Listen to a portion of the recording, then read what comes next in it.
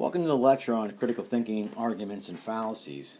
Now, the reason why we need to do something like this within a medical moral course is that, perhaps for one, it could be the only ethical component that a student has access to. But secondly, we're going to be discussing and analyzing some various complex and nuanced case studies. And the better that we could bring reasoning to bear on those is going to result in, let's say, more ethical judgments. So nonetheless, it's worth us taking a particular jaunt through. In the very simplest terms, one can say that you either are thinking about thinking or you're not thinking about thinking. Now, ethics is a practical application of philosophy, so logic is not technically philosophy, although it is a tool of philosophy. And simply being proficient in logic doesn't make anybody smarter than somebody else, and obviously it certainly does not make anybody better. But there is precious little in our lives that really can't be improved by enjoying the fruits that logic can bring to bear in our lives. So in that context, let's define logic as the systematic study of judging and reasoning in order to arrive at a truth. So truth is a fruit of logic. Now that fruit can be expressed, and I'll explain it both in offensive and defensive aspects in our lives. But I'm going to explain the defensive aspect first. And the reality is that we can become somewhat immune to fallacious arguments because they appear ubiquitously in the news and social media and quite a bit in advertising.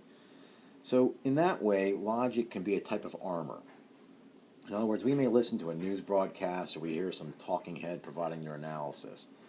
Now, the reality is that for most people, the veracity of argument is determined by their level of outrage.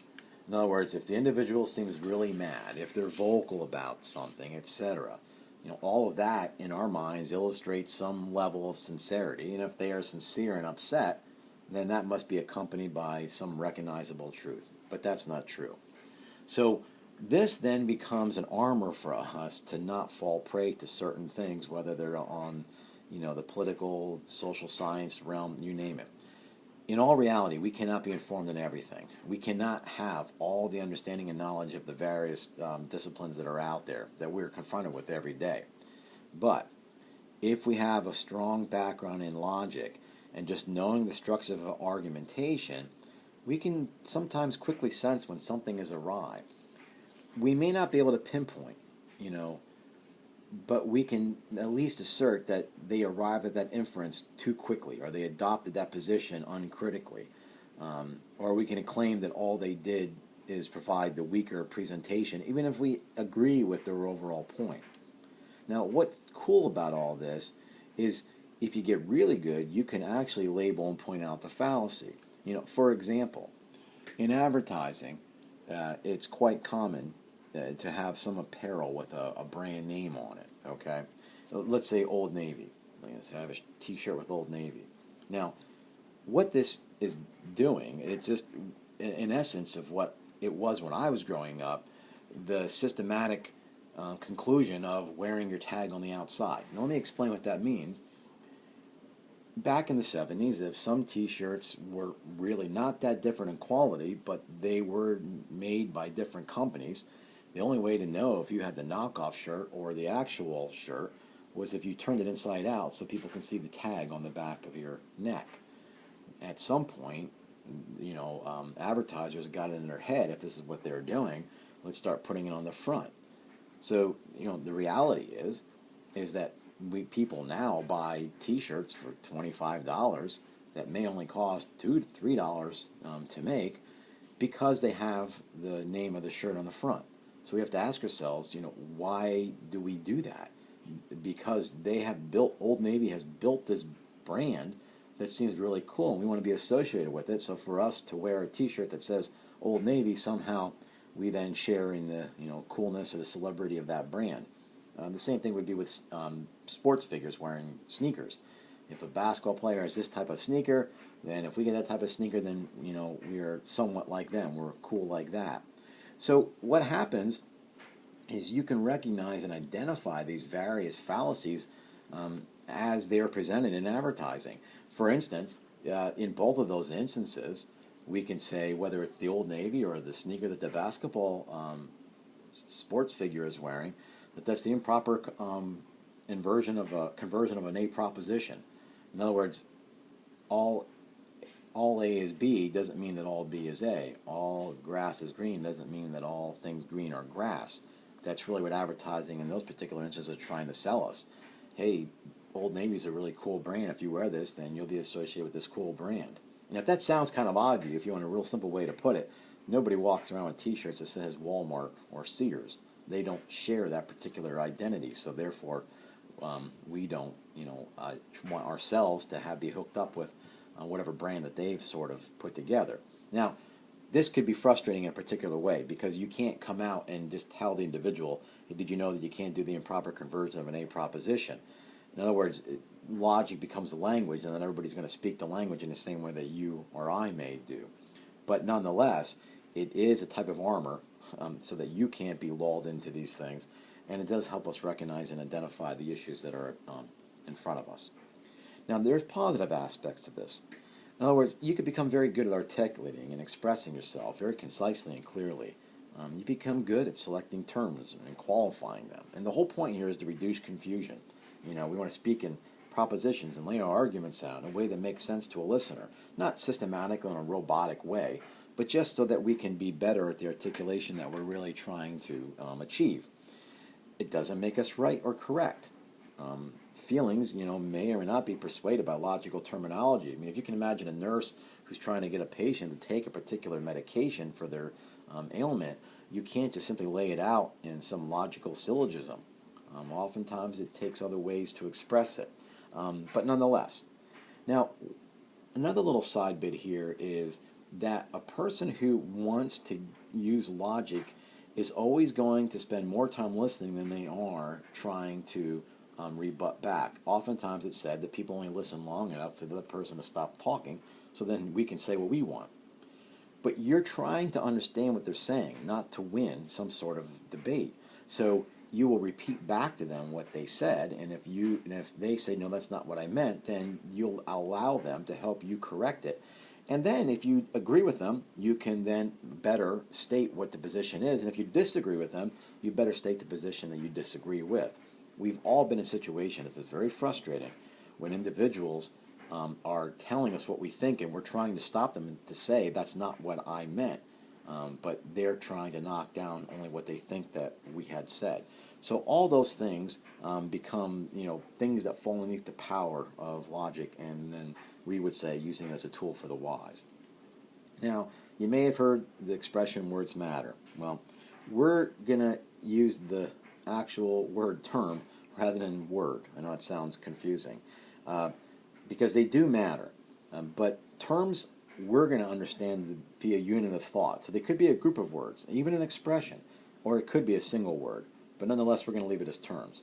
And what I'm going to offer you is 3 qualities of terms that are necessary for us to try to best articulate our position. The first one, we would say, is a term needs to be exact, as opposed to vague. Now, vagueness is a quality that really leaves us unsure about the term. So if somebody said, she's tall, or the building is tall, that doesn't really help us. Isn't that kind of vague? We're not quite certain what they mean in relation, like the woman's tall compared to what? The building is tall in what way? Compared to other buildings, or that you can't climb it, whatever. So it's better always to use something exact. In other words, it's better to say she is 5'7", or the building is a 6-story structure. So any way that we can turn our terms to be exact as opposed to vague, it's going to help in what we're trying to express in ourselves, of ourselves. Now, terms can also be unambiguous. That's good rather than ambiguous. Let's think of the term health. Now, this could refer to a food. In other words, we call a food healthy. It isn't because the food's doing well, it's because the food contributes to our health. That's a little different than a person who might be healthy, where we do mean that that person is actually experiencing health. If we were to say to somebody, like, who is that guy over there? Well, he's not married. That's rather ambiguous, because that could mean that the individual is a widower, or it could mean that the individual is a bachelor. So the goal here is always to communicate in such a way to provide the least amount of misunderstanding So again, we talk in an unambiguous manner.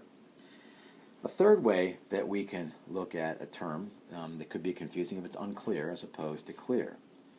So, for instance, if we were to use the term sphygmomanometer, that's a very clear term, but it's only clear if you understand the term. So one important aspect of this is that the clarity of a term always rests in the hearer or the receiver.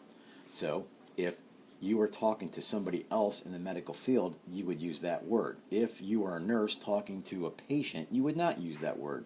Quite frankly, you might just simply call it the blood pressure thingamajig. You know, you're just trying to give a term so that individual knows. So if the patient's laying there and you're like, oh, where's my blood pressure thingamajiggy? That patient's going to know exactly what you mean. It's very clear to them. So even though we have to always try to use clear terms, we have to consider who the receiver is before we start using such. All right? Now, all of this, as far as the terms, this is known as the first act of the mind. And the first act of the mind is a simple apprehension of the terms. Now, let's get to the second act of the mind. In the second act of the mind, we're going to put these terms into sentences or propositions, and those propositions are always going to result in a judgment. So, propositional statements, they will always either purport a truth or a falsity. And there are parts to these propositional statements. So, if we're going to just use a standard speech, in other words, how we would just talk colloquially, out and about campus, we might say, to be a nurse is to be compassionate. Or you might just say, nurses are compassionate. I'm putting it here just so we can divide it up and analyze it a little better. But we have to put this into logical form. Now, let me say something about what logical form is. Logical form is putting it in a way that is the clearest, using the terms that are, clear, unambiguous, and exact, but also formed in a way that best communicates the truth or the judgment that you're trying to make. Here's how you know that this is an issue sometimes. If you took standardized tests, say the SAT, and there was a sentence and you were asked what did the sentence say, and perhaps they gave 3 or 4 examples, and it was difficult for you to figure out which one of them actually lined up with the sentence within the question. Being able to put it in a logical form would clear that up in a minute. You would look at it and say, I know exactly what that is. Okay, so we'll leave this for a second. I'm going to come back to this, but let me just tell you what the parts are. That's all I'm trying to get to at this point. First of all, there's a quantifier. The quantifier is going to be all, it could be none, or it could be some. So we use all or none when we're speaking universally. We're talking about everything within those categories. And we use some when we're only talking about something particularly. The subject, now DC, that's actually a term, those who are healthcare workers, even though it has multiple words or it's a phrase. So this is the thing that we're talking about. The copula, this is the connection between what we'll see as the predicate and the subject. So the copula is either is or is not or are not. So we use is or are when we're speaking affirmatively, like this is what it is. I know that sounds obvious. And is not or are not when we're speaking negatively. So when we say all healthcare workers are compassionate, we're making some universal affirmative claim about all healthcare workers. And then those who are compassionate, this then becomes the predicate. Now a predicate is something that's always said of the subject. So in your life, if you hear people say, this is predicated of that, all they're saying is that's said of another thing. When I say the apple is red, red is predicated of the apple. The is the copula. And I must be talking about some because I can't claim that all apples are red. All right. Now, nobody talks like this. This is a very formal way to talk. I realize that. But this is the clearest way for a person to think. And when somebody is just talking, we almost need to intuitively, reform this in a logical way in our minds so that we can understand exactly what that other individual is saying. If we don't do that, that's where almost all the confusions come about. Okay? Now, I'll talk about how these things become confusing when we get in, as here in the third act of the mind, which is the reasoning, or we call discursive reasoning.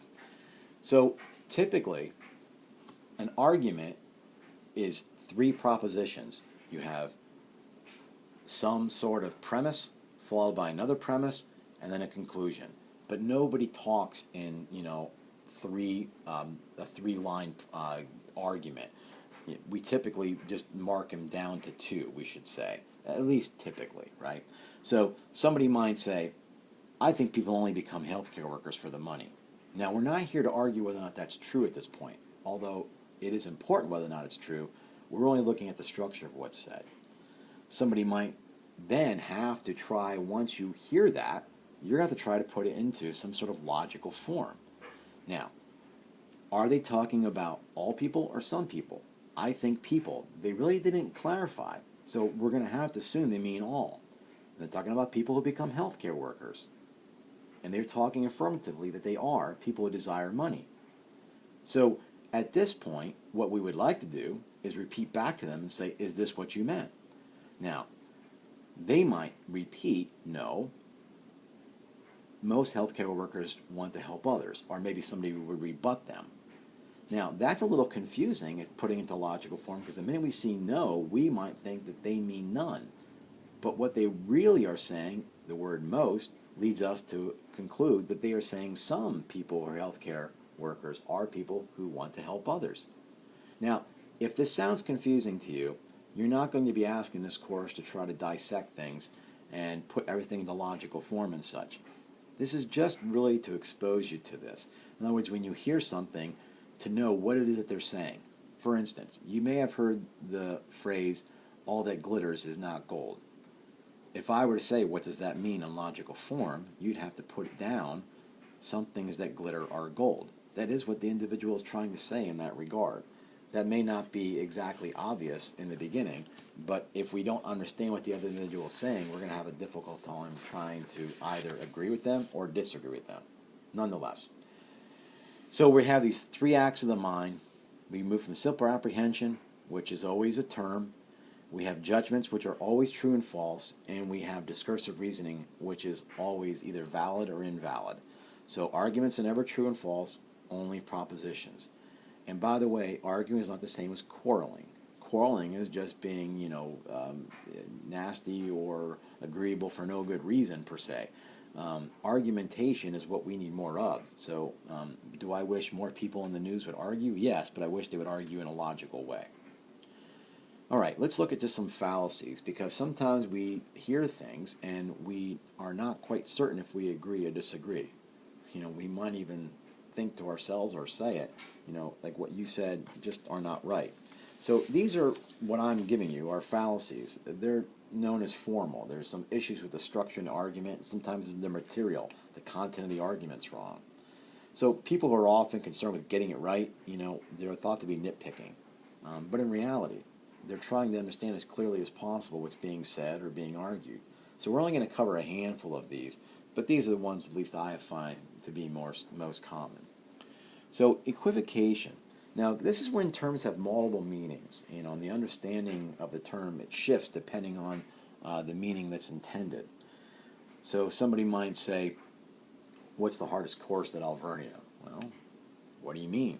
Do you mean difficult to understand, requires the most work, the course that unlikely anybody's going to get a good grade in? Not entirely certain exactly what they mean by that. If somebody were to say, that woman is the quintessential politician, what do you mean? Do you mean she's just very good at being a politician? Or do you mean that she's slick and has those stereotypical, political maneuvers that they do? If you were to say, studying for midterms gives me a headache, would the right answer be take 2 aspirin? Or you just mean it aggravates you, right? Most jokes are based on equivocation. Somebody says, why is your store closed? You said you're open 24 hours. And they say, well, we never said 24 hours in a row, right? Things like that.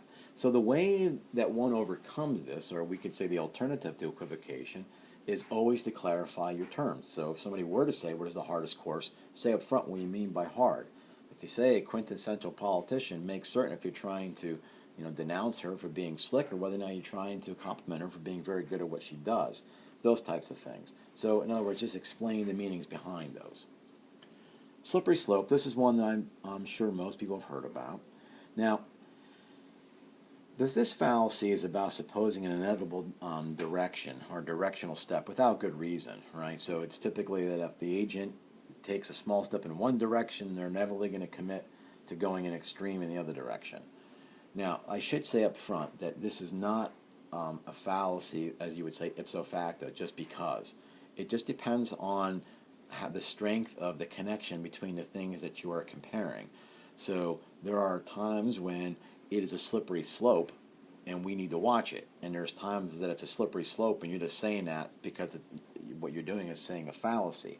For instance, if somebody were going to say, look, they banned smoking in bars, and then they banned it in restaurants, how long is it going to be before they won't even let you smoke in your own house? Now, the reality is, and the reason why that's an issue, is because both in bars and restaurants, those are public places. So the foundation of the argument was that you cannot do something in a public place. But your home is a private place. So to make the slippery slope from these public places to private places are not really good. Now, where that's a fallacy, where it wouldn't be a fallacy, is if someone were to say, as they did when they first started banning smoking in restaurants, that it's not going to be long before they don't let you smoke in bars, unless they serve food, or if they serve food or something like that. But people argued that's a slippery slope, and that was because, again, these are both public places, and there's no reason by the strength of whatever it is that you're using as a determinant factor doesn't apply equally to both. All right. So the alternative to this is make sure that the criteria that's being used, is an actual causal connection between these two things. Okay. Ad hominem, you probably have heard this too. This is arguing to the person or about the person, so you're making fun of them, rather than arguing to the point. So there are various forms of this. One we can say is, poisoning the well. In other words, this isn't simply making fun of the other person, but it's attacking them personally for the purpose of not having to address their point. So in a sense, this is a deflection. This can include even bringing up their motive, which may or may not have anything to bear. I mean, something could be true even if their motive is not sincere. So you might, tell somebody, how could you care about the poor? You're rich. Rich people could care about the poor. You might point out there's a discrepancy in the way they live and how much they care, but nonetheless, just by telling them they're rich doesn't really change anything. Or in advertising, if people claim knockoff brands are inferior, that doesn't necessarily mean that. Okay, so anything you can do to help deflect would be a fallacy that falls underneath poisoning the well. To quoque just means in you too. This is when a person accuses the other person of the very thing that they themselves are being accused of, right?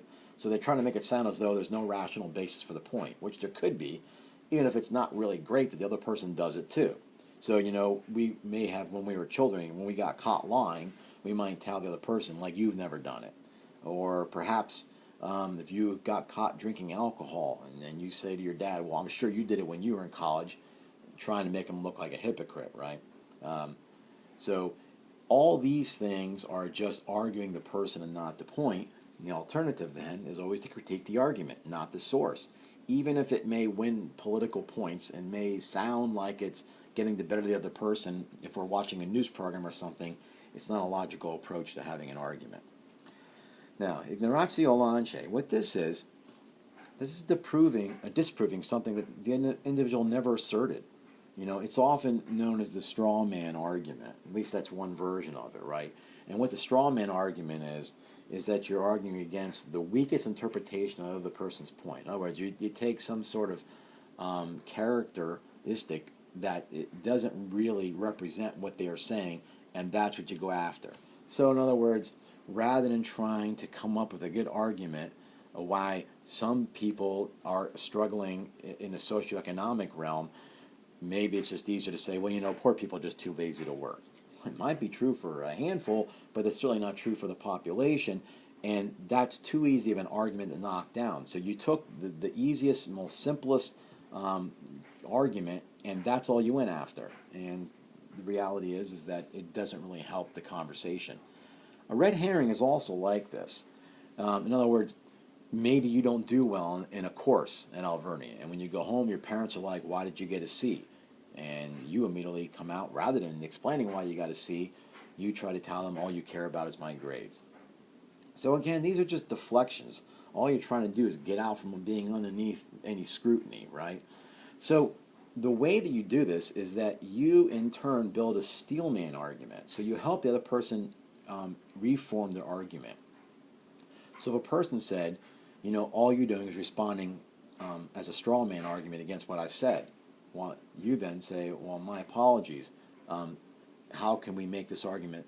What is the argument you're trying to make? And you keep going to help them articulate it in the best way possible. And then you attack that argument, because now you're attacking something that they not just genuinely believe in, but it's a good representation of their argument. And of course you miss the red herring because you're not trying to divert whatsoever. You're actually trying to stay within the conversation. All right. The last two that I want to cover, this is a little bit different, but it still falls in the levels of fallacies. A slogan is not a fallacy per se, but a slogan is a fallacy when it is accepted as an argument. Now, political campaigns live in fallacies. All kinds of movements live within these fallacies. It isn't what I'm trying to do here is not critique any particular movement or any particular political organization. All I'm trying to say is that if you interpret their slogan as an argument, that becomes a fallacy. Now, let me explain. When you take these generalizations and they themselves are accepted as an argument, we're going to have a lot of issues trying to have a conversation between the groups.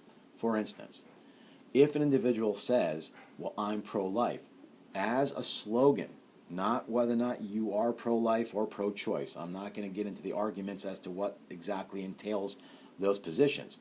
I am only critiquing the argument that when someone says they are pro-life, does that mean the other group is pro-death?